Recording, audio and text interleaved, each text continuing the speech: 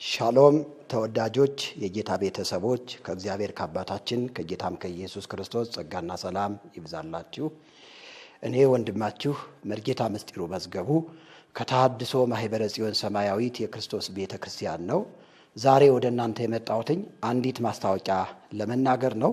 እንደሚታወቀው ማህበረ ጽዮን ሰማያዊት የክርስቶስ ቤተክርስቲያን ወደ አማርኛ ሲተረጎም የሰማያዊቷ ጽዮን ማህበርተኞች የክርስቶስ ቤተክርስቲያን የምትባለዋ ከተተከለች እንግዲህ 5 ዓመትን አስቆጥራለች። ነገር ግን ለአንድ 2 ዓመታት እጅግ በብዙ መከራና በብዙ ፈተና በብዙ ውጣ ውረድ እያለፈች ወንጌልን ስትሰራ የቆየች ቢሆንም ነገር ግን አሁን ደግሞ እንደ አምላካችን እንደ እግዚአብሔር መልካም ፈቃድ ከዚህ በፊት አንዳንዶቻችሁ እንደምታውቁት በካውንስሉ አባቶች እገዳ ወይም ደግሞ የፍቃድ ስረዛ ተደርጎ የነበረ እንደሆነ ይታወቃል።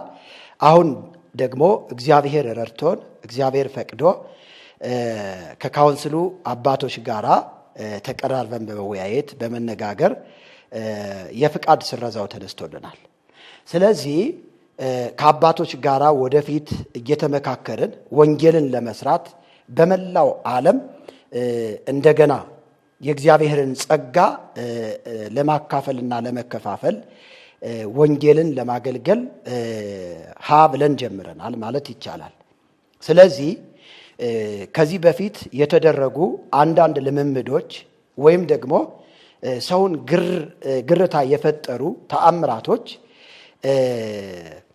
አሁን ላይ እየተከናወኑ ባለመሆኑና እነዛ ደግሞ የተደረጉት መንፈሳዊ ብስለት ከማጣት የተነሳ እንደሆነ ታስቦ እና በዚህም ደግሞ አባቶቼ የሰጡኝን ምክር በመቀበል ይቅርታ ጠይቄ አባቶችም ደግሞ ምህረትና ይቅርታን አድርገውልኝ ከዚህ በኋላ ባለው አገልግሎቴ ወንጌልን በመስበክ እንደሚታወቀው ጎዳና ላይ እየወጣሁ ወንጌል እሰብካለሁ።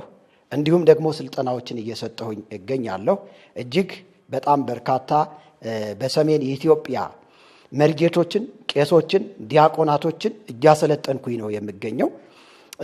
በቤተ ክርስቲያኒቱ ውስጥ አንድ ፕሮጀክት ሰርተናል። እርሱ ምንድነው? ከአዲስ አበባ እስከ ኤርትራ የሚል የወንጌል ስርጭት አገልግሎት የሰሜን የወንጌል ስርጭት አገልግሎት 9 ቦርዶችን በማቋቋም እየሰራን ነው የምንገኘው።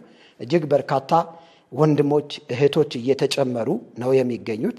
ወደ 51 የሚሆኑ የቤተ ክርስቲያኒቱን ልጆች ከዚህ በፊት አስጠምቀናል። አሁንም ደግሞ እጅግ በርካታ የቤተ ክርስቲያኒቱን ልጆች ደህንነት እየተማሩ ነው የሚገኙት። ከዛም አልፎ የተጠመቁትን ደቀ መዝሙር የማስተማር ስራ እየሰራን ነው ያለን። ስለዚህ ወደፊት ለፊት ባለው አገልግሎታችን ወንጌልን በመስበክ በጨለማ ያሉ ሰዎችን ወደሚደነቀው ብርሃን እንዲመጡ በማድረግ ወንጌልን እየሰራን እኔና ከኔ ጋራ የሚያገለግሉ ወንድሞች እጅግ በርካታ ወንድሞች አሉ። አብረን በእንደዚህ እያገለገልን እንገኛለን።